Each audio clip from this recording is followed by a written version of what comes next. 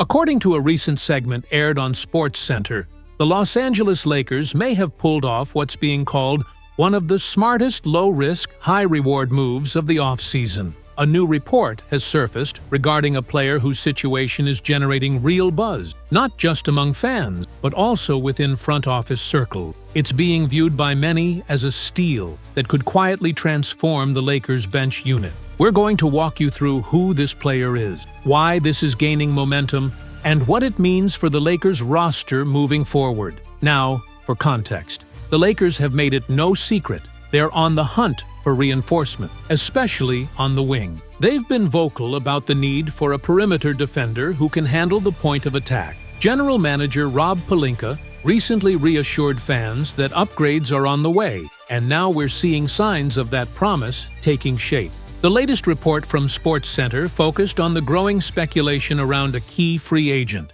who's now represented by Luka Doncic's agent, sparking a wave of rumors tying him to LA. Analysts noted that this player already had connections to the Lakers even before the agent switch, but this latest move just adds more fuel to the fire. With most big-name targets off the board, Bradley Beal landing with the Clippers, Damian Lillard returning to Portland, the Lakers aren't likely to make a headline-grabbing acquisition this late into free agency. But that doesn't mean they're out of options, and one of the strongest candidates still available is Gary Payton II. Insiders say the Lakers' front office has Payton firmly on their radar. The Athletic's Dan Woik and Jovan Buha recently stated that addressing the team's defensive holes, specifically at the point of attack, is priority number one. That's precisely what Gary Payton II brings to the table. He won't light up the scoreboard. He averages just around 5 points a game, but his defense is elite.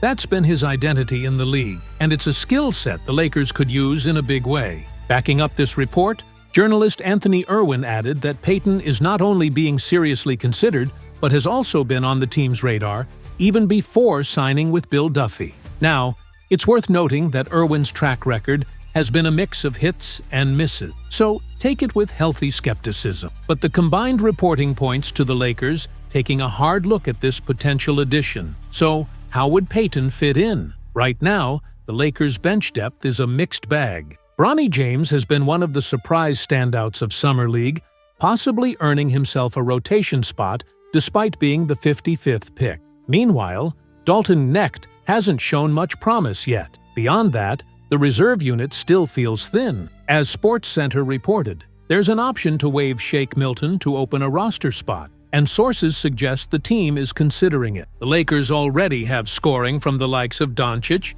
LeBron, and Austin Reeves, so the starting five looks fine in that regard, but the bench needs defense and energy more than points. Jake LaRavia is another name being floated, but Payton would bring a completely different skill set.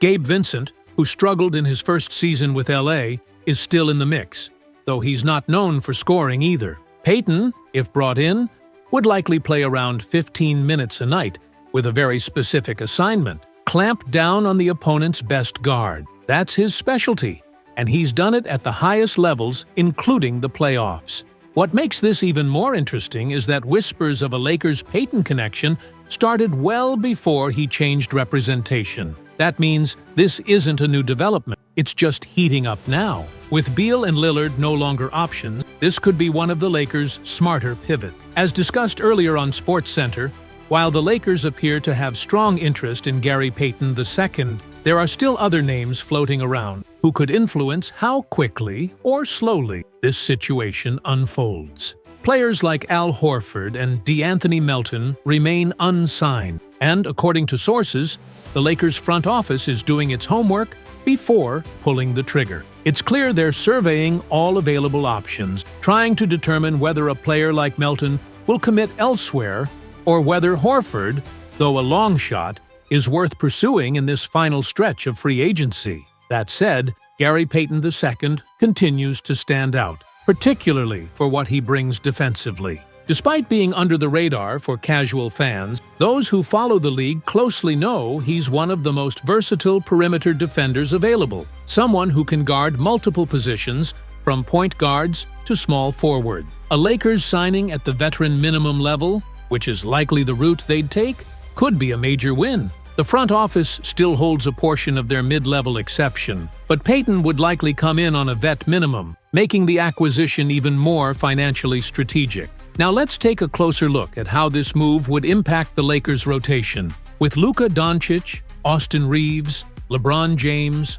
Rui Hachimura, and DeAndre Ayton as their probable starting five, the team already looks potent offensively. But defensively, especially off the bench, there are real concerns. Right now, the second unit features names like Gabe Vincent, Bronny James, Dalton Knecht, Jake LaRavia, and potentially Maxi Kleber. There's also Adut Thier, who's been sidelined for Summer League due to injury and is not expected to return before it ends. The upside in that group, at least offensively, is questionable. Knecht was drafted to be a scoring option off the bench, but hasn't found his rhythm yet. Jake LaRavia, however, is viewed internally as someone who could develop into a 10-15 point per game scorer. The tools are there, and the organization is hopeful he'll turn the corner this season. That's where Gary Payton's role would come in.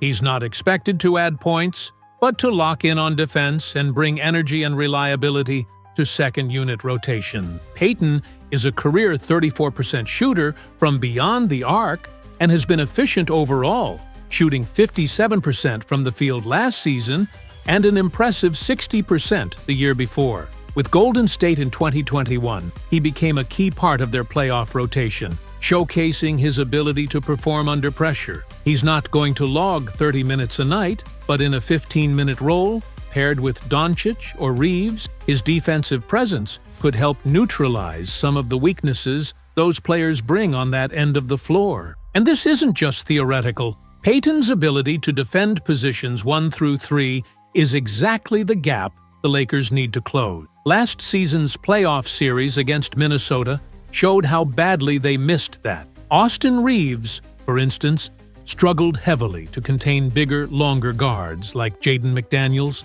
That's where Payton's skill set shined. He could come in, clamp down, and give the Lakers a defensive identity off the bench. There is speculation that the Lakers may instead try to develop Bronny James into that type of defensive presence, but it's a big gamble. What we do know is that Payton just signed with Bill Duffy, the same agent who represents Luka Doncic, and that change in representation is catching attention. It's led to renewed buzz about a potential deal with the Lakers, who could give Payton a chance to chase another title at age 32.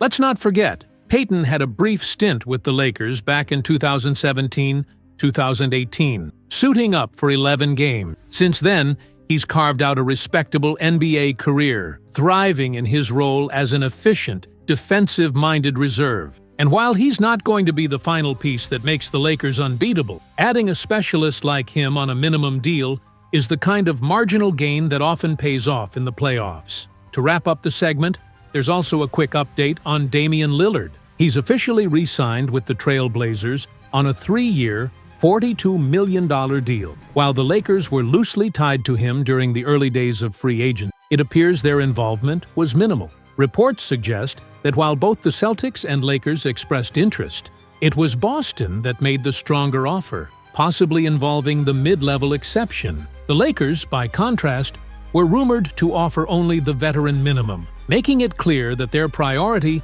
was likely elsewhere all along. The Trail Blazers ended up being the team to land him, despite interest from a few others. He has a full no-trade clause. He's still owed $42 million over the next 3 years, on top of the $20 million he's already making from his stretched contract with Milwaukee. Now he's back home, surrounded by family, with no stress and no pressure to win. It's exactly the situation Dame was looking for, and honestly, good for him.